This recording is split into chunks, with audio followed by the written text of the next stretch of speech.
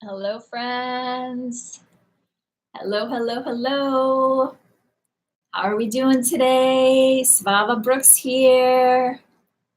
How you been? It's a gloomy day in Portland, Oregon today. I can say that. If you're watching the replay, thank you for being here. Like I said, my name is Svava Brooks. I'm abuse survivor coach, and I am here supporting my fellow survivor thrivers on the healing journey after abuse or trauma.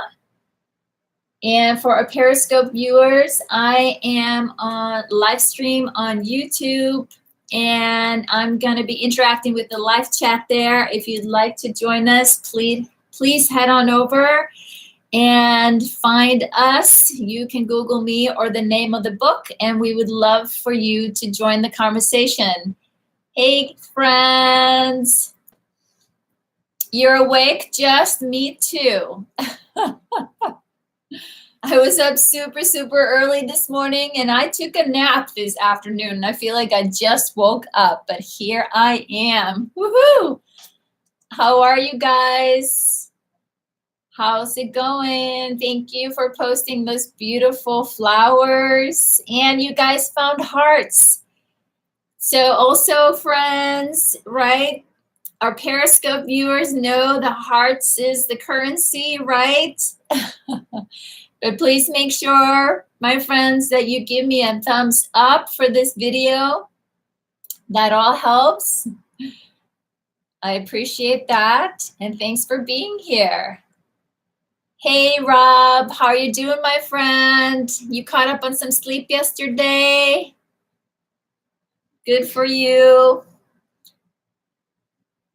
Good to see you. Yeah, it is very chilly in Portland, Oregon today. I got a big scarf and I got a blanket on my feet. I got my wool socks on and I got myself some warm tea. So definitely a gloomy day out, and I had to be out in the rain running errands. So, oh my goodness, Wanda, you are recovering from your daughter's announcement that she's no longer drinking coffee. Oh my God, what a heartbreak, right? Oh. Brass monkeys. Hey, friends. I hear you, Rob. Well, Wanda, is she staying away from the caffeine? Or, yeah, exactly, tea supporter. She's joining the tea. I'm drinking tea right now, but I've had a few cups of coffee this morning. Yes, you planned an intervention. You gotta intervene on this, is whatever is going on in your world. But you know what? It's also good to take a break from caffeine every now and then. I don't know about you, but sometimes when we take a break from caffeine, we actually realize what an impact it has on our nervous system. And I'm just saying, I've had to cut back as I'm going through this midlife period of mine. Like, coffee isn't as good for this engine as it used to be. So it's making you want to go back on decaf. Yep, I hear you. I hear you. You're noticing that caffeine shredding? Yes. Well, you guys remember, right? I was on a cleanse last year and I cut out coffee. I had a major headache withdrawals for, it was 24, 48 hours. Okay. All right, Wanda, you without coffee, it's not safe for the rest of us. Good to know. And hence we have Nora stepped up the coffee service for April when we gather in San Antonio. We are definitely going to have some real deal, coffee. Hey, Karen. Hey, friend. How are you doing? I see you here on the Periscope. I don't know if you couldn't find us on YouTube. I'm streaming live from YouTube right now. I know I'm confusing people. I'm making it very confusing. But if you head on over and find the live stream right now, because I can't navigate comments in two places. Love you guys, but I think I would spill my tea for sure. For sure. You're excited? Yes. Kenya coffee? Yes, exactly. Yay for Nora. Exactly. What tea am I drinking? I am drinking calm chamomile. I love chamomile tea. Felt like what I needed right now just to warm up. Like I said, I was up way too early this morning. And so I took a nap this afternoon to get some energy to hang out with you guys. But I felt like I couldn't get warm even under my blankets. It's one of those cold, dreary days. So yes, exactly. That's the grass tasting one. Yep. But you know what? You can switch to green tea, and it has enough caffeine. It has enough caffeine in there. So I hear you, friends. I hear you.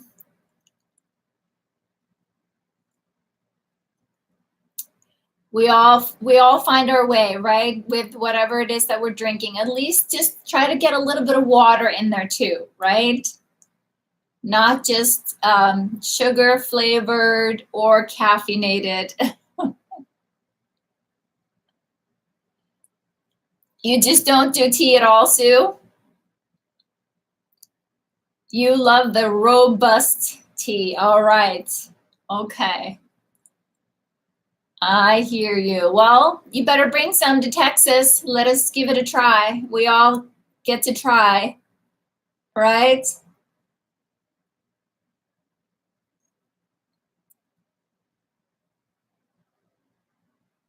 Naturally caffeine free. Okay. Okay, I see that now. I got it. Nope, no tea drinker here unless it's iced tea. Okay. All right. South African tea-like plant. All right, I'm getting some tea education here. This is good. This is good. This is good. I don't think I'm very picky. I will sometimes even just squeeze a little lemon into hot water, and that makes me happy. There you go. You want a Long Island iced tea. That's your kind of tea. Got it. Got it. That's how I used to drink my orange juice, right? In the good old days. Mimosas or screwdrivers.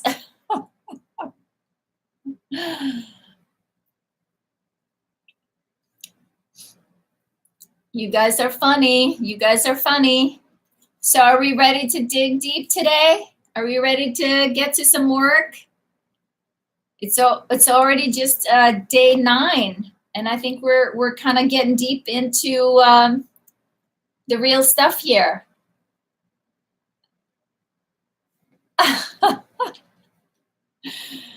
That's the best tasting tea, says Wanda. Oh, you're funny.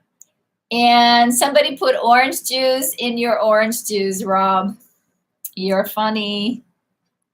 You guys, we are going to have so much fun when we finally meet up, right? In April. I cannot wait. Cannot wait. Cannot wait. All right, my friends, but today's topic, we're talking about that inner critic. Well, and by the way, did you guys try to meditate today? This year now, right? Did you guys try to meditate this morning? Anybody? Explore some meditation? While I was waking up, Yes, just before we came on. Nice. You did? You woke up at 4? Wow. I was up like at 4:30. Yeah, my time. But that's still early for you too, Wanda. Good. Glad to hear it, my friend. So I said, good time to meditate. Exactly. It's actually my favorite time. Get up in the morning, settle down with your first cup of coffee, and then meditate before the day gets too busy. Awesome. Well, keep me posted. Love to hear how it goes. I posted both the recording from our meeting and then just the audio portion of the meditation. So exactly, that's it. Coffee and cat and meditation. That's my routine too. The cats demand I feed them before I get to do anything for myself, right? You guys know the drill. You guys know the drill. So day 9, woohoo, right? We're almost week and a half into the first new year. See, my brain is still napping. But we are going to talk about our inner critic. Inner critic. Oof, right? Wish I could find the off button for that sometimes. Yes. I hear you. So we take our power back, right, from our inner critic when we learn to love ourselves, when we take it away from the lies that the trauma taught us, right, the shame and the hurt and the burden. And the lies, right, is the stories that we come up with often as children, right? We didn't have a choice. We didn't understand what was happening. So part of this is take our voice and our power back from that toxic inner critic and use that power to tell ourselves now, make some new healthy choices to remind ourselves how worthy of love you are, right? So if we find it impossible to love ourselves, that means that we are still being run by those, right, by the inner critic, by those harsh, critical, negative voices, sabotaging thoughts. So silencing that inner critic feels like, right, as we meditate, we are becoming more aware of those critical thoughts. Sometimes I remember when I first started meditating or focusing on mindfulness, when I started hearing myself and when I started to hear that harsh tone, especially that I was using to talk to myself, it was crushing. And I was like, no wonder I'm depressed all the time. No wonder I give up before I even get out of bed, right? Because I was my own worst critic, right? The abuse had stopped out here, right? I was far, far away from anybody that was hurting me. But now I was the one who was keeping up with a barrage of just really, really harsh, negative things that I was saying to myself. So, and as we connect, right, with our bodies and learn to heal the amygdala, where often those harsh, painful memories don't have a timestamp. When we are so harsh with ourselves that we bring up our own shame, right? And then what's happening inside, it just feeds on itself to the point that we go into that fight, flight, or freeze state. And shame is toxic. When we feel shame, that's when your hormones, your stress hormones, are being pumped into your nervous system. And again, nothing happened out here, but it started perhaps with an inner dialogue that we didn't notice until we are way into the shame. I sometimes call it it's a shame storm, right?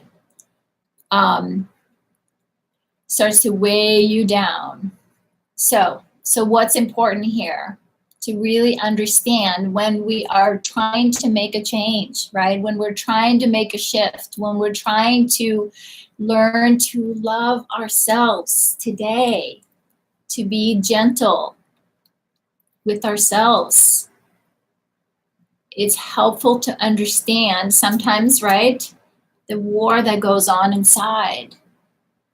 And instead of beating ourselves even more up for, here I am doing it again, is to recognize what's happening and pull back a little bit, right? Take a deep breath, recognize what's happening, what are the thoughts, where is it coming from, and write it out. I think writing it out is a really powerful tool, journaling. Like, why is this so hard for me? Right? And as you write it out, whatever is coming, just kind of free flowing, let it come out. Why is this so hard for me to love myself? Why is this so hard for me to be kind to myself? And then you get to see, you kind of get to kind of witness what you're saying on paper. And then you can read it over. And like in the beginning for me, it's like, oof. And I read in some of your journaling, you're sharing today, I can definitely relate to so much of it, right? We had to be perfect. We weren't good enough, right? We needed somebody's permission, right? We had to take care of everybody else first. And shame, as we've talked about, means when we feed off of that, that powerful feeling is feeding back to us that we're telling ourselves basically that we are bad. It's not even I did something bad or I'm feeling bad, but I am bad. I am unlovable. I am unworthy. So that's why it's important to almost confront those harsh beliefs, right? So the two questions today, my friends, that we're going to talk, go through and you guys shared. So why is it hard for you to love yourself? And please, if you want to share with us here in the chat, I'd love to hear from you. And the second question is, what method of silencing your inner critic works best for you? Again, different things work for different people. Do you use mindfulness? Do you use affirmations, right? What is your way, right? What have you found works for you? So I'm going to scroll down here and thank you guys for giving me permission to share your journal entry. So Michelle shared with us. She says here, it took a heck of a long time for me to start loving myself, but today I do. Woohoo! I actually love me and who I am and how I am. Of course, there are some potential adjustments I need to amend. My grumpiness, my anger outbursts, which aren't anywhere near as bad as they used to be, but still need working on, right? Yeah, we're all work in progress. I celebrate you for your honesty, right? So I do get needy sometimes, and I hate that part of me. Yes, thank you, Rob, exactly. And I just wanted to validate that part, validate the neediness. Who here can identify or relate? Right? We know that feeling. I just desperately need something or someone, right? You're not alone, my friend. You're not alone. And it's powerful to admit and acknowledge that, because as children, we had some really important needs that we didn't get met. Yes, thank you, Sue. Thank you for validating Minnie here, right? And it's important because it is when those needs don't get addressed that we have the temper tantrums, right? It's like often when I think about needs and behaviors, right? I mean, we know this about children, right? I'm seeing a picture in my head and I can't find the word. Okay, come on, brain, wake up. Is that right? Iceberg. Thank you. I was thinking iceberg. Exactly. Looking for that magical missing piece to make everything better. But it's so, I just, like I said, want to celebrate you that you're recognizing that there is a need.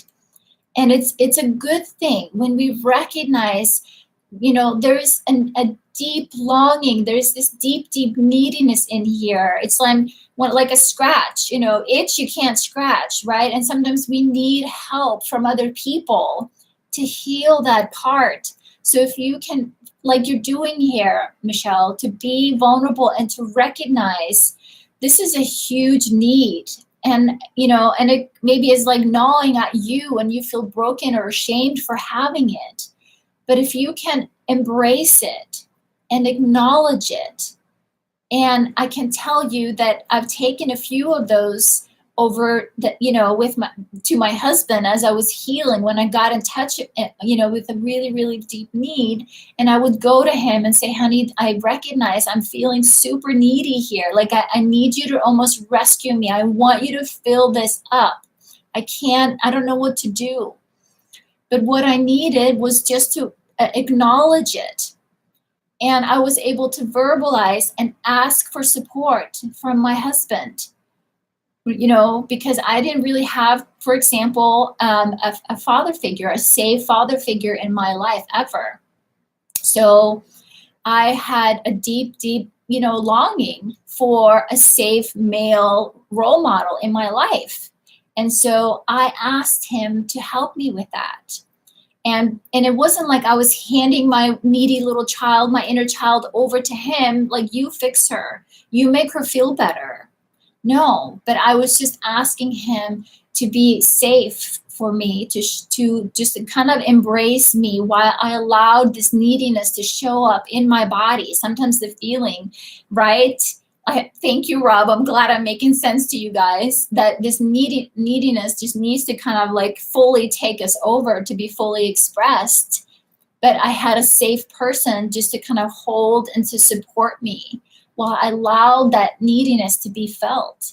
And that is kind of how we learn to reparent ourselves. Once I was really able to get clear about how deep that longing and that need was, I found compassion and kindness towards myself here, right? And that allowed me to then go sit with here's my inner child, my little girl, to sit with her and just like, it's okay. If the need is there, I will show up. If the need is there, I will sit with you for as long as it takes, right? Because I can now help you fill that need, right? Otherwise, I would be handing my wounded self out to other people. You love her, you take care of her, you fill that need. And that's unfortunately how sometimes we, right, can get into unhealthy relationships or codependent relationships. Right? You take care of my need and I'll take care of yours. But the truth is we need to take care of this for ourselves. And yes, we may need some assistance along the way. So, and that's exactly what you said here, Minnie. You realized that, that it's not as bad as it used to be. It comes like an impulse sometimes. Exactly, Rob. I hear you, my friend. And that's where we need to be gentle with ourselves, right? We had a desperate need for connection as children, desperate need to be seen, to know we belonged, that someone was looking out for us. And no matter how deep that need was, there was someone that said, okay, I got this. You're going to be okay. And like, Michelle shares here, she's a lot more aware of it and in control. I realize that when I feel needy, there's something in me that only I can attend to. No one else can sort that for me. If I rely on others to fulfill this neediness, it's like trying to fill an endless hole. It's not going to happen.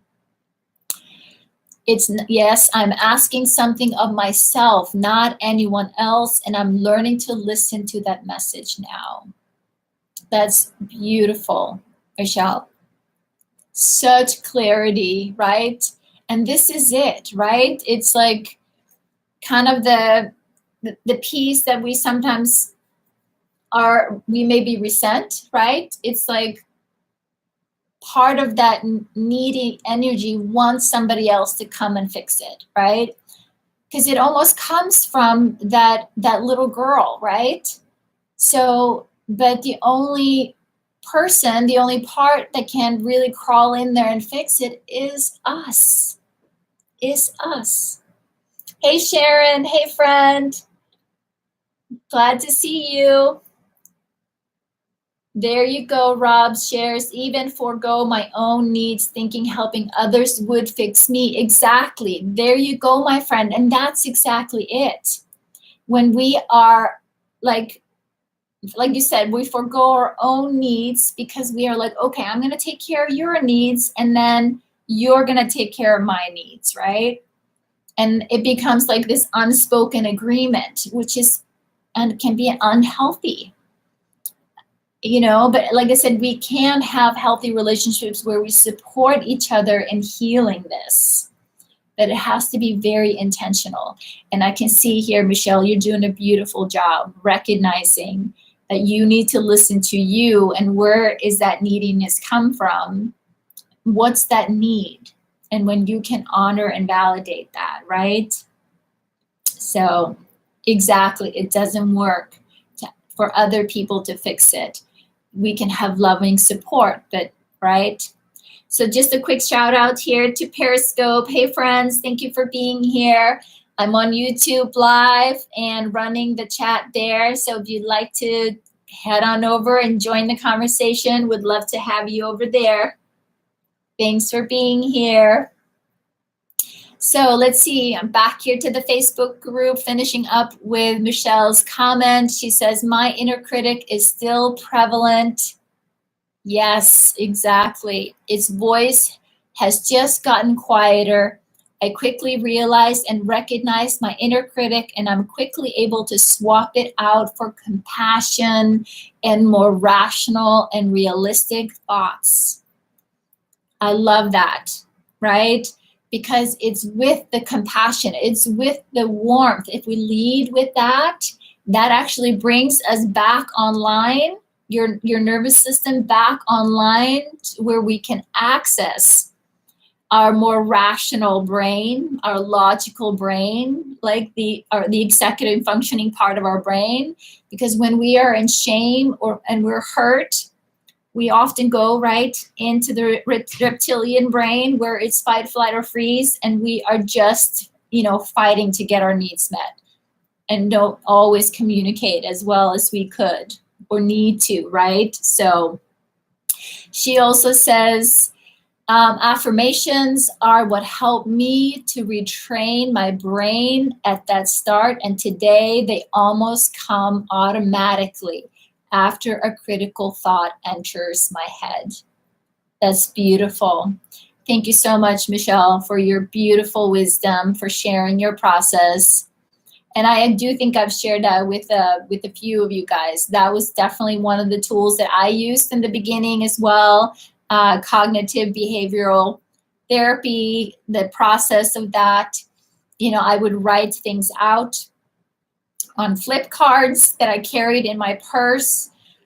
I swear 6 to 9 months, because I was starting to, with my increased awareness, I was starting to hear the inner critic, and then I was starting to notice the feeling of it. And when I would start to notice that all of a sudden, I'm getting small, I'm starting to withdraw from whatever is happening here. Something has triggered me or something feels uncomfortable. So I would slowly just feel myself pull in, and I could feel my body just slowly start to go numb. I would grab my purse and just start reading through my cards, right? And they would be, statements or affirmations that help to bring me back into the present moment, out of me believing that inner critic, right? That, everything was my fault, that I did something wrong, that people don't like me. All those lies, I would turn them around in the moment. Like, what other people do is not about you, it's about them, right? I've learned to be this way, I'm learning to be different. I learned to be this way, I'm learning to be different, right? Just like a broken record. And that's how we do it. That's how we do it, my friends. So one thought at a time, right? And again, and we will see, right, there are patterns. Do you guys recognize that for yourselves? Like there is a tone that's familiar. Sometimes it's the tone of our more critical parent, right?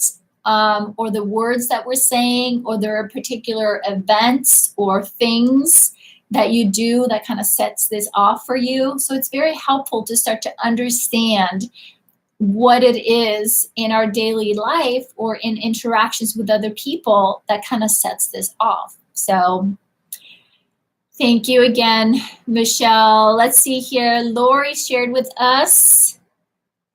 Lori shares with us, I think what makes it difficult to love is, for her, she says, number one, the harsh inner critic. There you go, Sue, right? The impatience of your mother, right? You've been able to identify, like that's the inner critic, that's her voice. And I'm sure your body just cringes, right?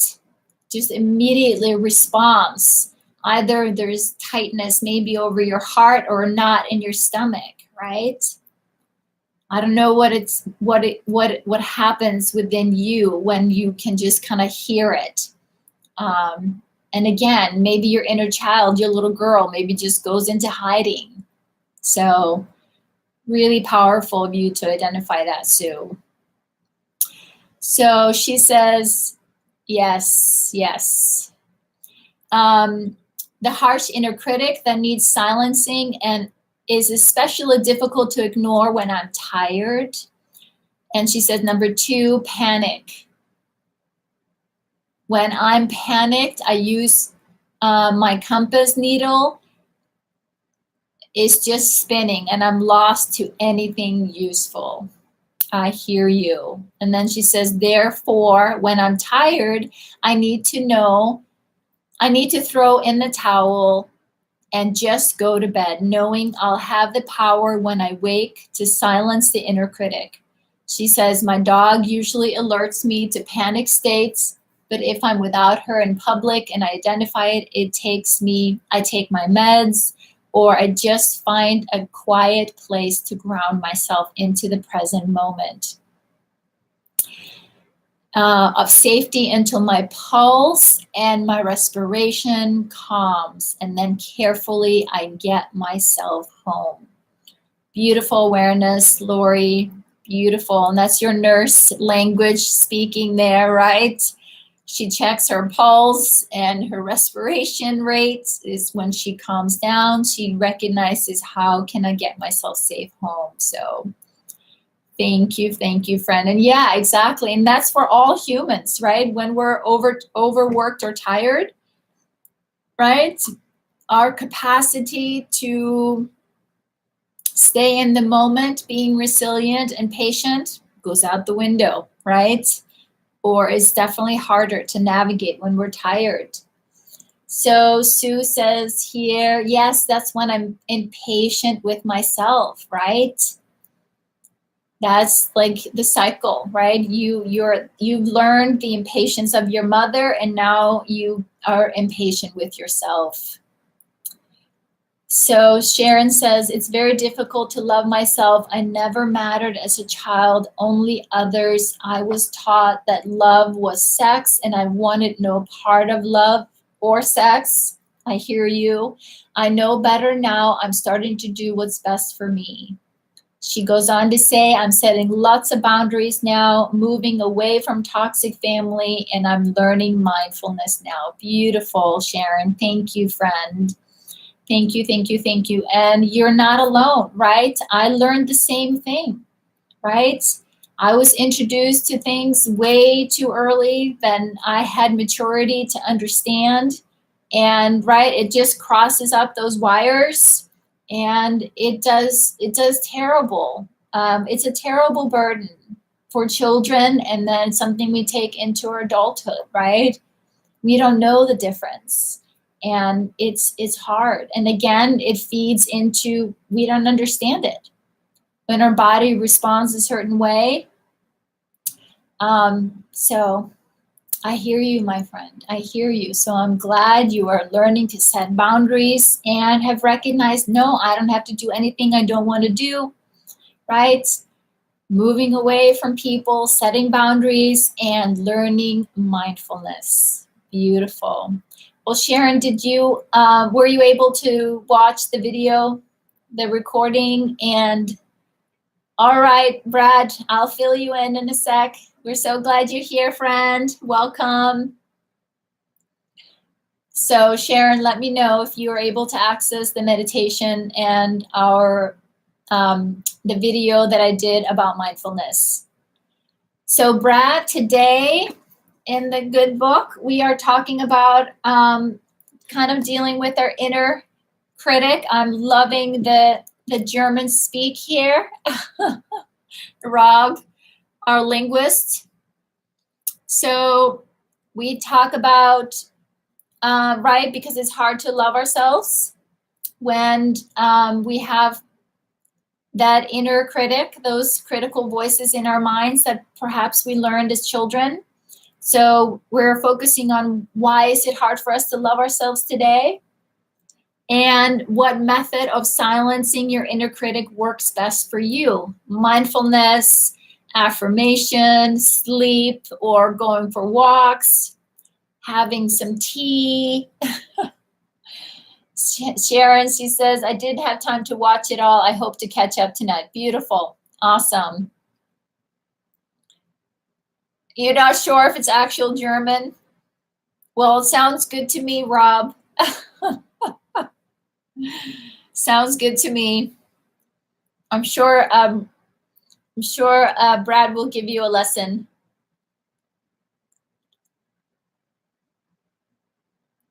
Oh, I'm sorry, Brad. You were having a great day until your soon to be ex called and made some demands and used your boys. Oh, I'm sorry. I'm sorry, friend. Hey, Chrisanne. Hey, friend. Glad you're here. Glad you're here. I'm loving those hearts, Sue. Are those sparkles? I'm leaning in.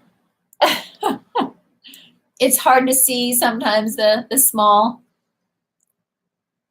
Your head feels like a furnace. I hear you. I hear you, my friend. I hear you. Hey, Blake. Hey, friend. We're over on YouTube. I'm streaming live from YouTube. Please join us there if you can. So you have every right to be upset, right, Brad? To be angry, to be outraged, right? The key here is to not turn it against ourselves or others, right? But how can we get some steam, blow some steam off? I know. Crappy day at work and needed some self-care with your little man. Oh, that's good. I'm glad you got to hang out with your grandson. What a blessing. What a blessing.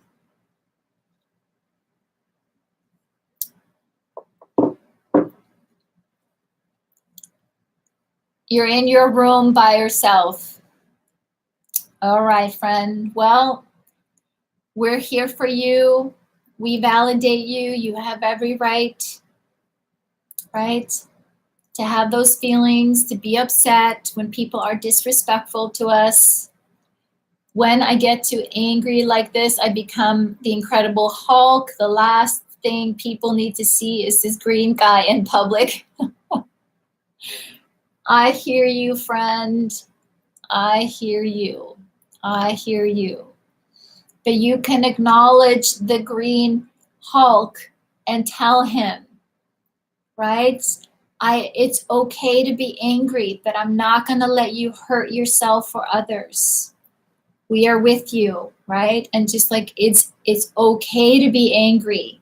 It's okay to be angry. It's okay to be angry. We just cannot hurt ourselves or others. So, Brad, a quick trick. If you're standing up, put your hands out like this. It's like showing your, well, I'm not totally alone. You have everybody here. Yeah. So, but try this trick, Brad. I saw an interview with a therapist that specializes in working with anger. And so she shows people when they get really, really angry, hold out your hands like this, palms open, and you hold it down by your waist. And just hold it like this, right? Because anger there's a lot of energy there, right? There's a lot of energy, a lot of powerful energy. If you can open up an outlet for the energy to flow out of you. Chris Ann, right? It's okay to be upset, but it's not okay to be angry. Well, I hear you. But anger is a very valid feeling, right? And we've been talking about that a little bit here, right? Anger, there's an outrage, right? There's somebody overstepped your boundaries, somebody disrespected you, right? So when we feel that way, it's a legitimate boundary violation. We feel outraged, we feel misunderstood. Nobody, somebody isn't listening or somebody isn't respecting us. So it's valid. It's valid. But what's frustrating, right, is that if we're feeling that and we can't communicate, we want to be heard. We want someone to hear us and not just dump on us or make demands or be manipulative, right? I hear you. I hear you. So, and that's the thing.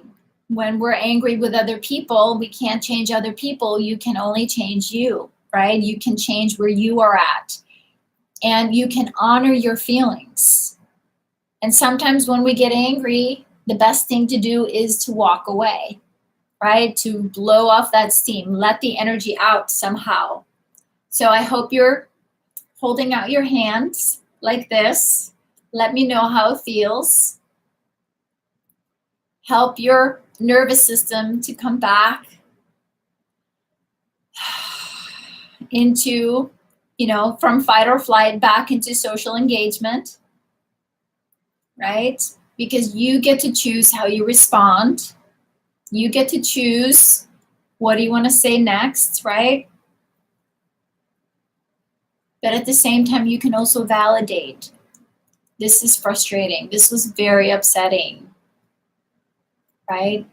But I'm not going to hurt myself or I'm not going to hurt others with this big feeling. But anger is a valid feeling, right? Upset. But I can also relate. I was very afraid of being angry for a long time, because I grew up with watching when someone got angry, someone got hurt. So I wasn't going to hurt anybody. So I'm like, no.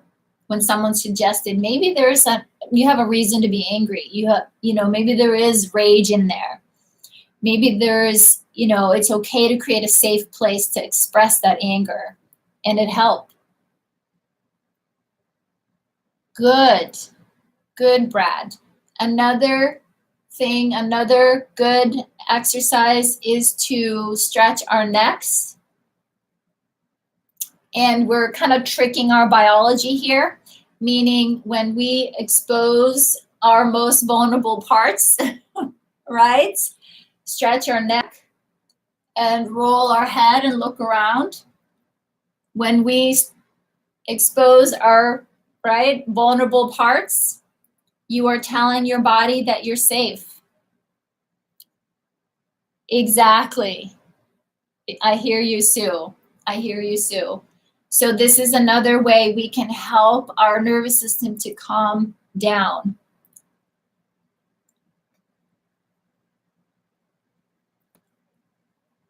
All right, Brad, good. Good. So another way, I call it reorient after meditation, right? We can roll our heads around and stretch our neck and kind of look around the room to see colors or textures. What am I smelling? What am I hearing? And that kind of helps to bring us back into the calm. So is the second one okay? Awesome. Awesome. So good for you, my friend. But it's important, right, that we recognize that, our feelings are good and valid.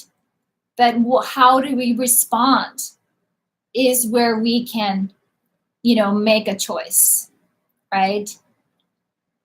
Rob says, me too, but ended up passive aggressive to avoid confrontation, but then carry the feeling all day. I hear you. I hear you, Rob. And that's, again, also where, writing out, putting your words on paper and either reading it to a friend or your therapist or, a safe person, just so you get to hear yourself express your upset. So you have someone witnessing that, so you get to release it. Someone hears you, someone heard you and validated that. So that's another good way to process, sometimes hard in the moment of it. So Brad says, I spent 6 years practicing Buddhism. Fantastic. It was what had me, my inner beast, dormant for so long. I hear you. I hear you. Well, good for you, my friend. Good for you. Right? And that inner beast, right, it's I think a very important part for all of us, right? That inner beast, when we know we can count on that part, it will step up, like you called it the Hulk. When you need it, he will show up. Like for me, I call it Mama Bear. That's usually, if she comes out, it's usually to protect my kids. Like, you mess with my kids, right? So, but recently the beast was awakened. I need to silence it. Well, I hear you, Brad, but also what about asking it, what's the message that it's bringing you? I don't know about you guys, but sometimes those tantrums that showed up in my life, exactly. Those tantrums, there was maybe, my inner teenager, she could act out. She could throw some really big tantrums. She was vindictive. She wanted, vengeance. So I had to learn to mother her too, even though I was very afraid of her for a long time. It's like, hey, baby girl, I know you're angry. Exactly. You feel the shame after the rage. Exactly. And that's often it. Behind the rage is fear and shame, and often grief, often devastating grief. There you go. While you're with your Hulk, maybe go working out, right? Push him a little bit to burn that energy. So, but it sounds like you're doing a beautiful job, Brad. You have great awareness here. But it's hard to navigate. Like you said, you have some challenging events happening in your life right now. And I know by experience the people closest to us are often the ones that know how to set off, right, those parts of us. So I hear you, my friend. That's a great advice. Great advice, Sharon. All right, my friend, Sue shared with us. She says here, it's been really hard to learn to love myself. As a child, I was never good enough to be acceptable or loved. So I have lived in the perfectionism for most of my life. Oof, do I know that one, right? It's exhausting. She also says, I was never good enough for anyone, including myself. So I would beat myself up, even hate myself for being less than perfect. I've come to realize that perfection simply isn't an option, but the habit of beating myself isn't easy to break, right? I hear you, my friend. I hear you. Exactly. Thank you, Sharon. Who else recognizes perfectionism? Right? It's brutal. It's brutal. That constant, you just have to do better, be better, never going to be good enough, right? Oof. So, and that's exactly it, Sue, right? So much of the healing journey is no longer about as much about the hurt out here. It's the hurt that we have continued. We've picked up where the people that were hurting us left off, right? And again, that goes back to because somewhere deep inside we believe that this is true, that we don't deserve any better.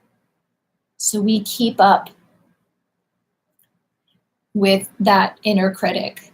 Sue also says, I was always told how hard I was on myself. I hear you. I hear you. Thank you, Wanda. I hear you, my friend, right? Still battling perfectionism. Yep.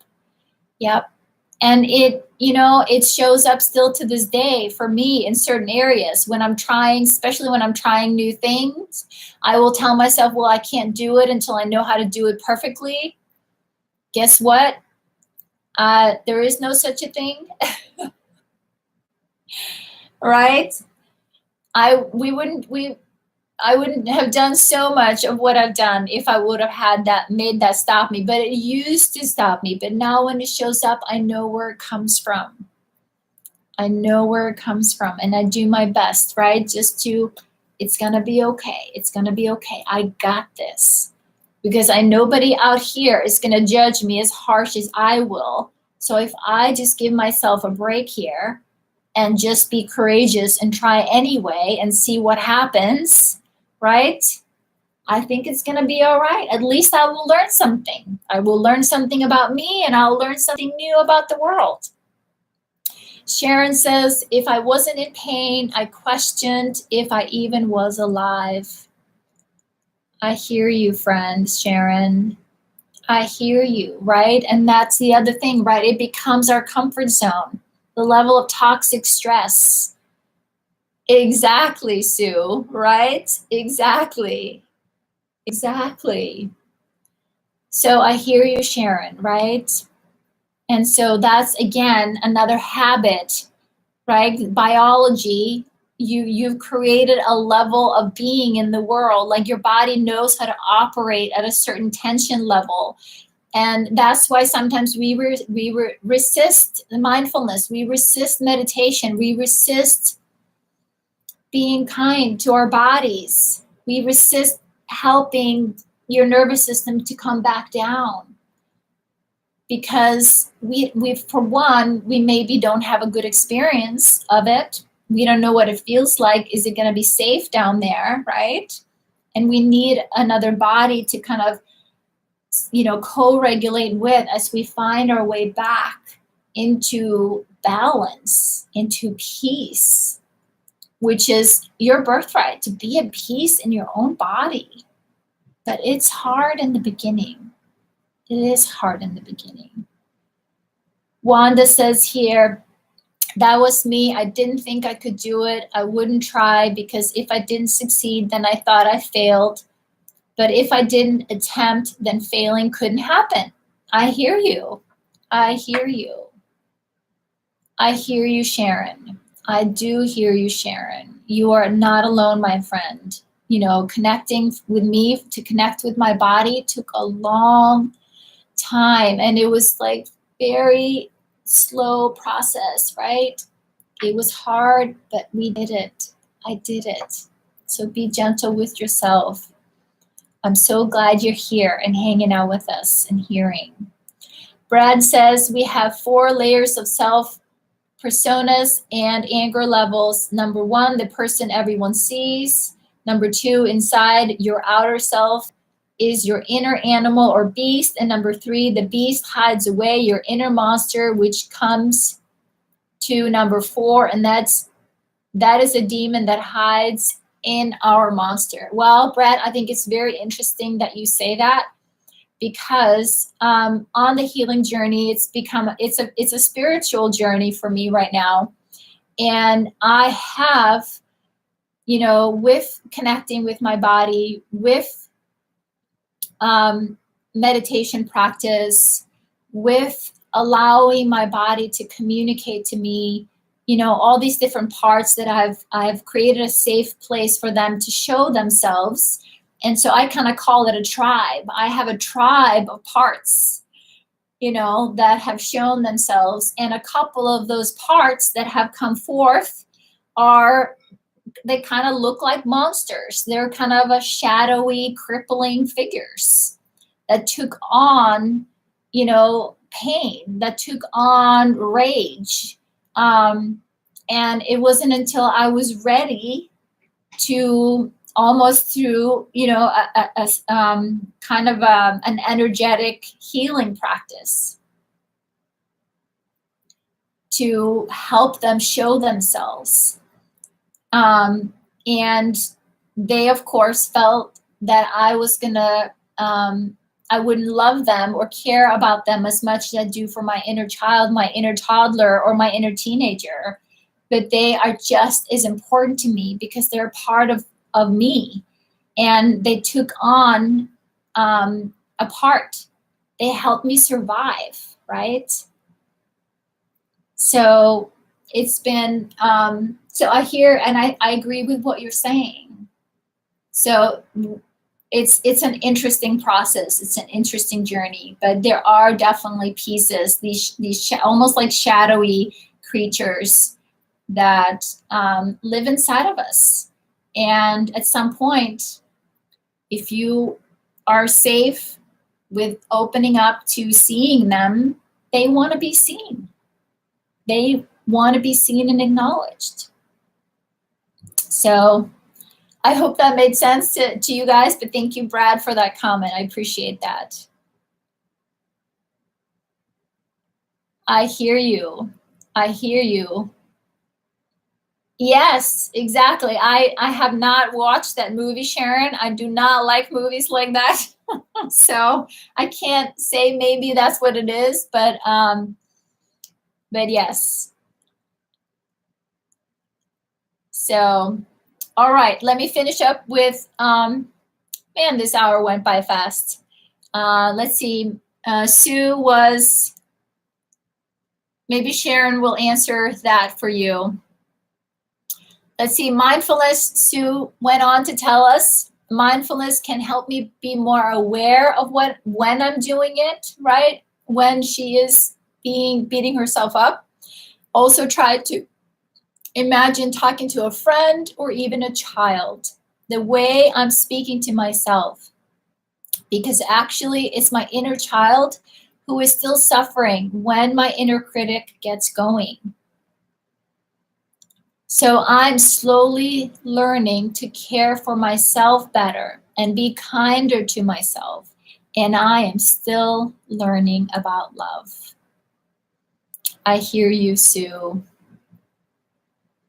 I hear you. I hear you, but you're doing a beautiful job, my friend. You're doing a beautiful job, right? Caring for yourself better and to be kinder, to be kinder, be kinder to yourself, right? Isn't that what just we longed for when we were little, right? Instead of someone being that harsh critic, you know, our parents criticizing us, you know, telling us we weren't doing something enough or good enough, right? That we were just exhausted from trying to just be good enough, right? And then we pick up again where they left off, being so harsh and so critical and cruel to ourselves, right?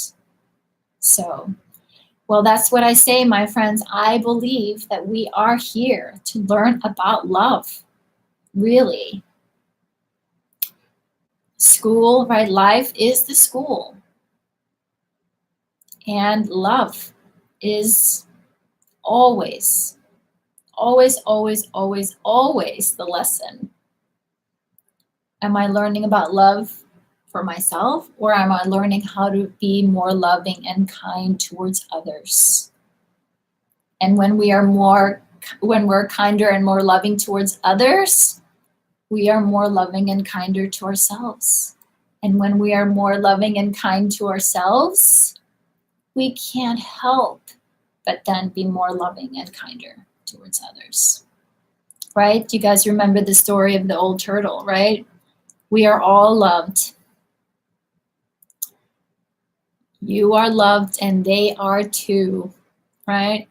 So let's see here. Wanda shares with us, I love who I am as a person. We love who you are as a person, my friend. And I'm learning to love all of me, the good, the bad, and the parts that I don't like. Similar to Jeffrey, I have found that I was the most self-destructive when I became bored, right? Not quite sure where that comes from. Maybe because more attention was given when I was in trouble than when I did well. Yes, lots of love to you here, Wanda. When I hear my inner critic, my first thought is to breathe. That is fairly new to me. I have my therapist to teaching me the importance of breathing. I can then come to mindfulness by getting outside with nature, seeing the birds flying freely quiets the noise and the chatter in the brain, right? Beautiful, Wanda. Beautiful. And again, right, most of us have trouble with deep breaths because we are holding. We are, right? We've buckled down. We are staying safe, right? Your nervous system your body is protecting you. It's hardwired to protect you, right? So we can't breathe very deeply when we're here, right? It's impossible. So as we learn to slowly take deeper and deeper breaths, right? We are taking in oxygen, we're taking in nourishment, we're taking in love into our bodies for ourselves. Yay, Brad. I think that's the first heart. Yay. You've been using your CPAP machine at night. I've been breathing deeper while sleeping. Awesome. That's awesome, Sharon. What is a CPAP machine? I don't know what that is. I don't know what that is. But thank you, Wanda. That is beautiful, my friend.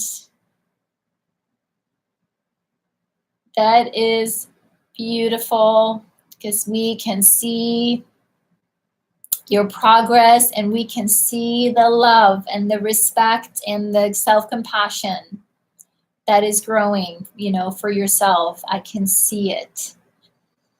Okay, got it. All right.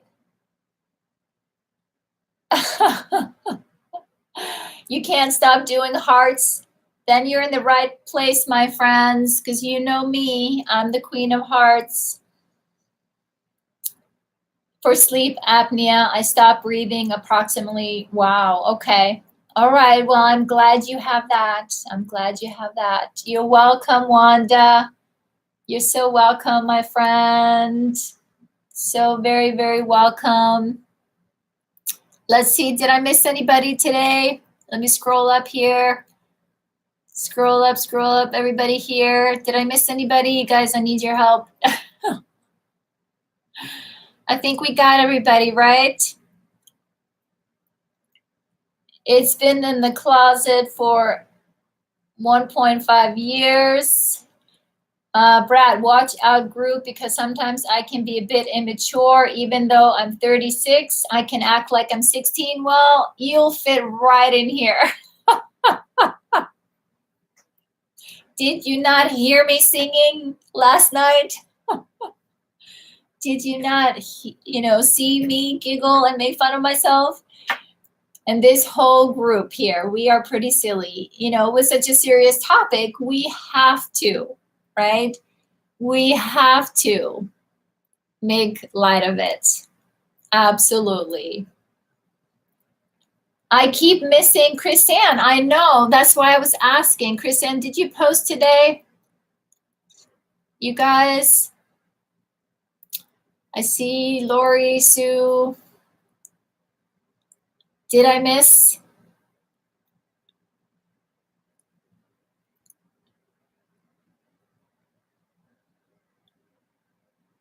So I don't see it. I'm sorry, I don't. Please tag me in it if it's there and I'm missing it.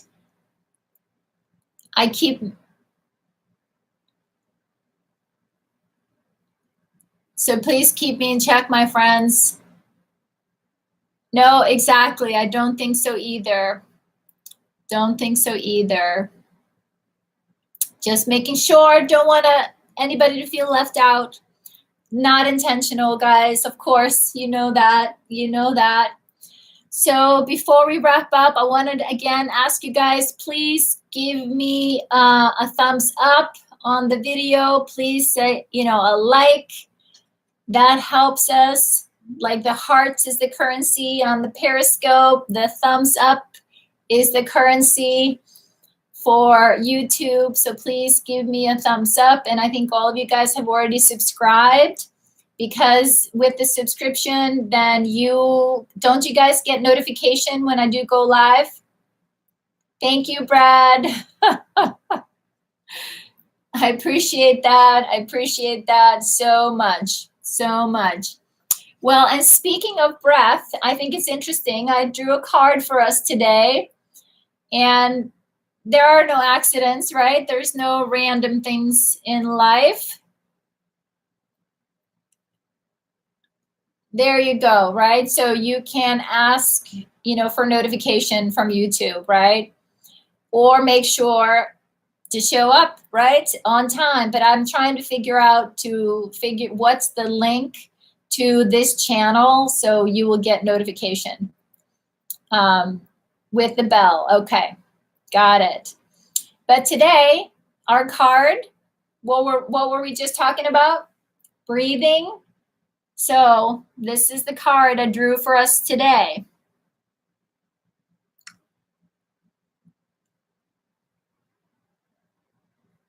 How perfect.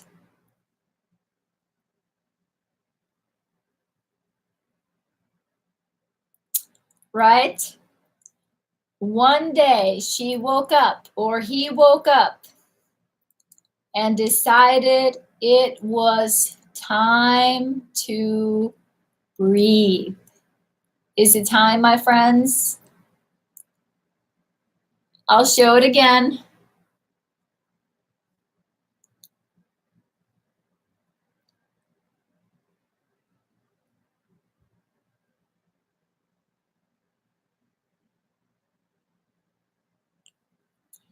See, the universe knew what was going to be the theme of our meeting.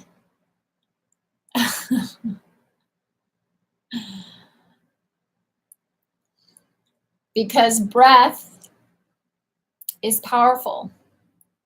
Breath is incredibly healing, right? What is it that our body needs the most, right? Yes, we need food and we need oxygen, right? And it's free. We can take as much as we need, but most of us, right, we don't breathe further than down to here. I hear you, Brad. I'm sorry to hear that, right? But breathing, focusing on breath, we can use our brain to help calm our nervous system down. We can use our breath to release tension. We can use our breath to let go of the past symbolically, right? We can inhale love and exhale whatever we're ready to let go of. So there you go, Wanda, right? Exactly. So thank you guys. Thank you guys for being here. Like always, thank you for a beautiful meeting, for a beautiful share. All of you chiming in, lovingly supporting each other, and so courageously sharing. It's actually, yep, I'm not sorry about it. You've learned to love it and live with it. Great, Brad, right? That's it. It's like we have to accept our bodies, right? And where we're at. Nobody's perfect, right? So, but we got to work with what we got. So let's be kind to our bodies. Be gentle, because it's a blessing. It's bringing you here, right now, to this space. All right, friends. Have a good night. Thank you. You too, everybody. I'll see you tomorrow, same time, same place. Take good care. Thanks, guys.